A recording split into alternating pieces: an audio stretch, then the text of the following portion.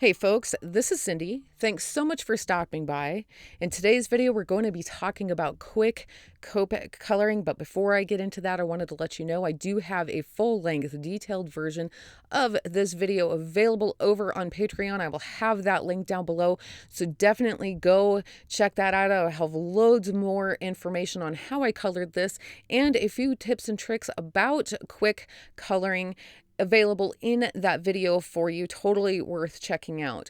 I have the Power Poppy Apples in Season digital stamp printed out on some Expressic blending card. This is 8.5 inches by 11-inch sheet. I am going to be scanning this and printing this out on fine art paper, but in the meantime, I need this on the Expressic blending card so I can get this colored in. Now, I know you're probably looking at this and you probably think that I'm out of my mind because this does not at all look like it is a quick project.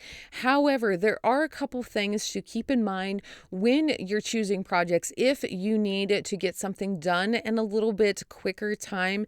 And quick is a matter of perspective, but I'll talk about that more here soon.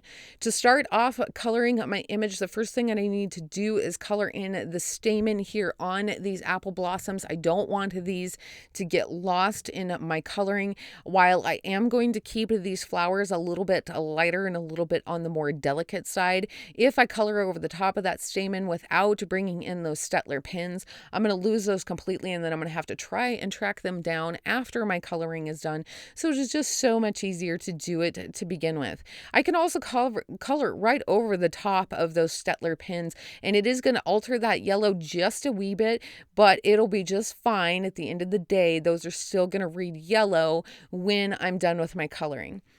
The first thing I'm going to do is bring in an R22. I'm going into my darkest shaded areas with this here in just a moment. I am going to speed this up. I am not going to show you all of these, folks, because the first thing I want you to keep in mind when you're thinking of quick coloring is what your images look like. So the number one reason why I chose this digital stamp for this video is because it has a lot of repetitive coloring. Repetitive coloring takes a lot of work out of this for you. I am looking at this digital stamp, and there is a lot of apple blossoms on here, and a lot of these blossoms are going to be colored in identically, not just with the same colors, but with the same technique. And because there isn't a whole lot of changes in direction or movement, or a lot of them are not overlapping each other, I don't have to do anything different with them.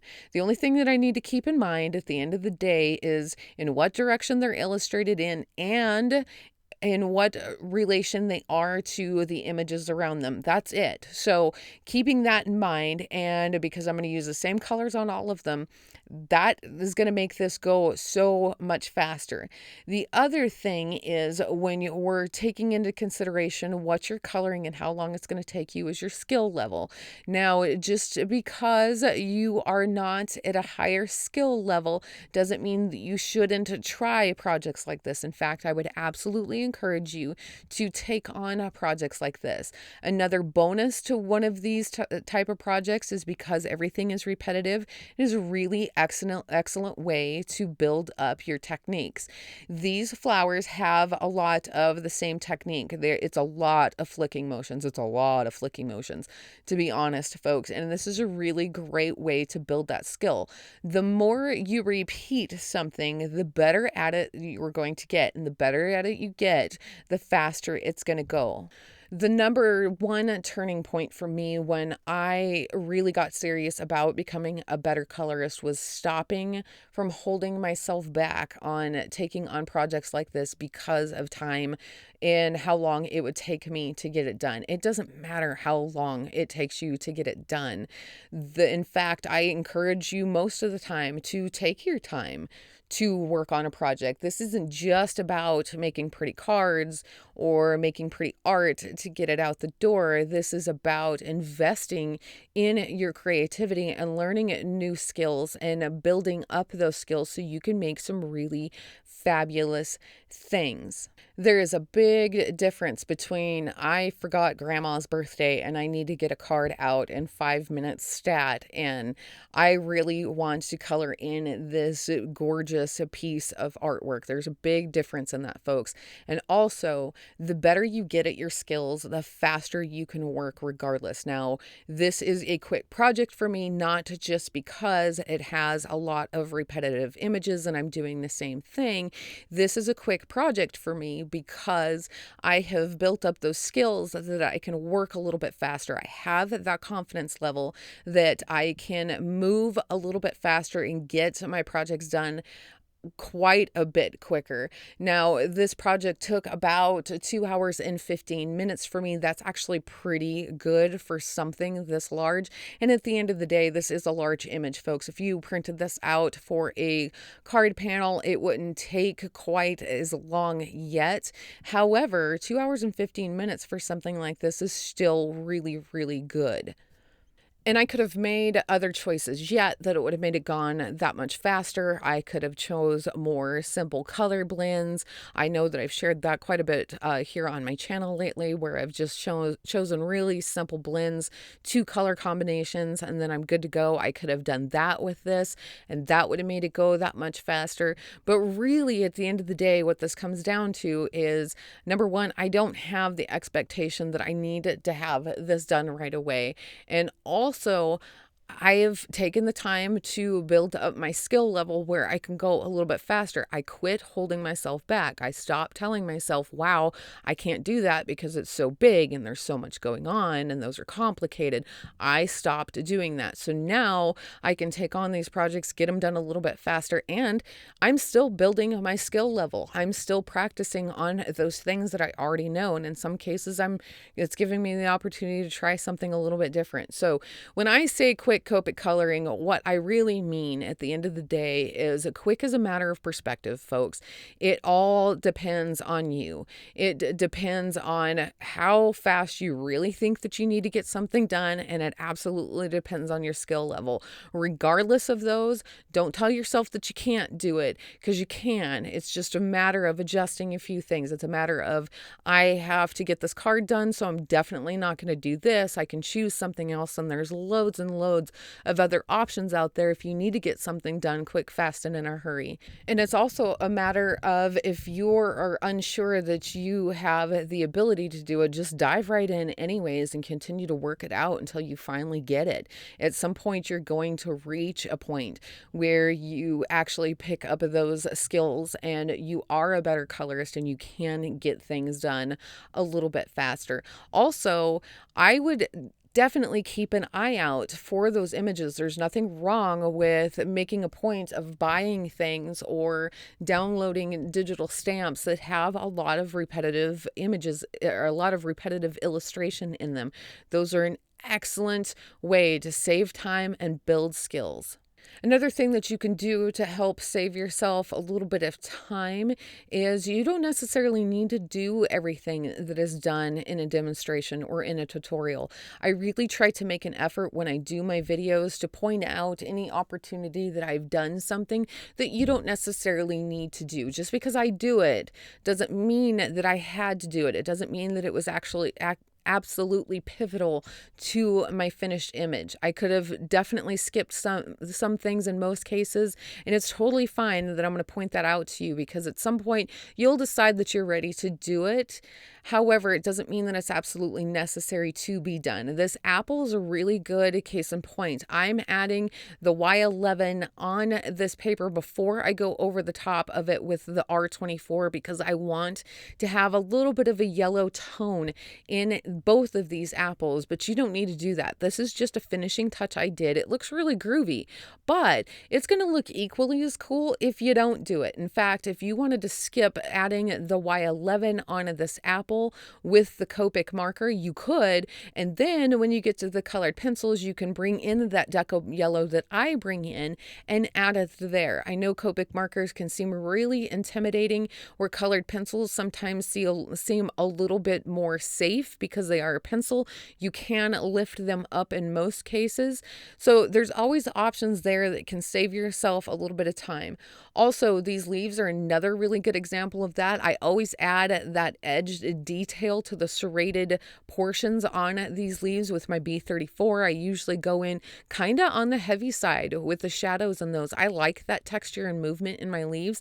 If you skip that, it would not be the end of the world. You do not need to add those. It is not going to hurt anything. Nobody's going to look at your leaves and say, well, those don't look realistic at all, because it doesn't matter. It absolutely doesn't matter. What does matter is that you're investing in the time to learn how to become a better colorist, but it doesn't mean that you have to do everything right away or get everything right away.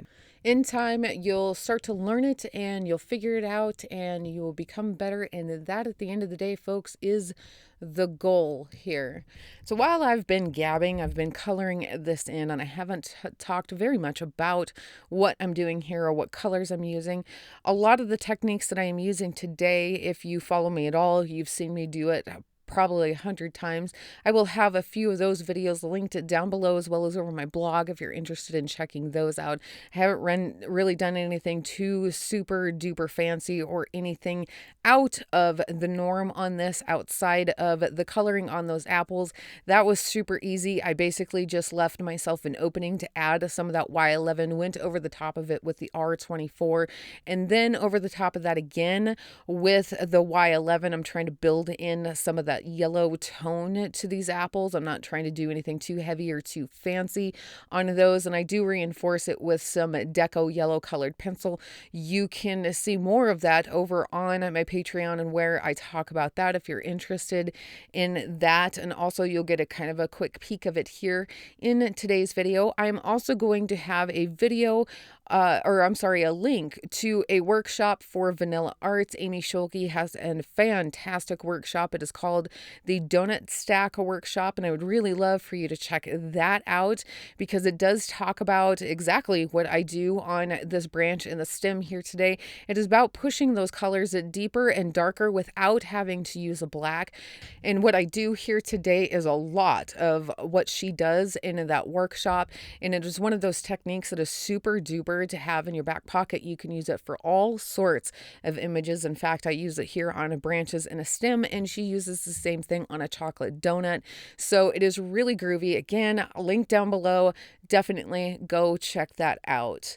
Now, when I chose my colored pencils for this project, I was looking for a couple of things to make this go a little bit faster yet and make things a little bit easier on myself yet. So I chose this dark purple Prismacolor pencil, not only because I was looking for fairly specific colors to finish this off, but also so I could simplify my color choices. So I'm going to use this dark purple pencil not only on these delicate pink apple blossoms, but I also use them up there on the apples. I use them on the branch and the stem as well, so I don't have to have a whole bunch of extra pencils to do my work with that. I also simplify some of that coloring on the leaves.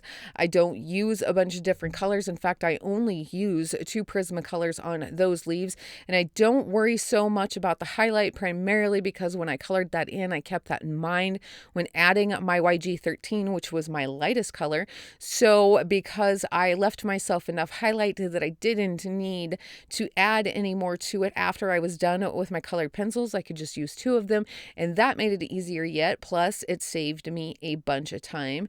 At all times during my coloring, I am making sure that my colored pencils are super duper sharp. In fact, you can see how itty bitty that Prussian green is getting. I have 0 problems with that, folks. The number one thing that you can do for yourself that is going to make your project go so much faster and so much better is by sharpening those colored pencils. You are absolutely not going to be effective or efficient if you have a dull pencil. You're just swimming upstream at that point, folks. So definitely, I can't say it enough, keep those pencils sharp. Even if you're using them up, even if you have to replace them, keep them sharp. It is totally worth it.